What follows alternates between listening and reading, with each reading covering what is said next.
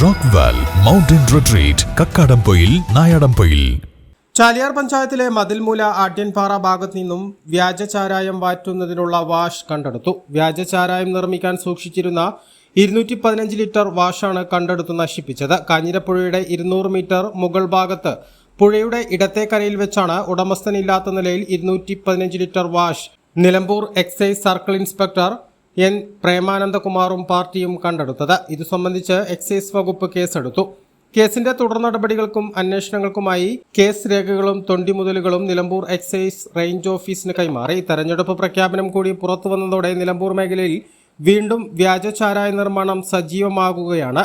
പുഴയോരങ്ങൾ, വനമേഖലകൾ എന്നിവ കേന്ദ്രീകരിച്ചാണ് പ്രധാനമായും നാടൻ ചാരായ നിർമ്മാണം നടക്കുന്നത്. A+ vision, Chaliyar.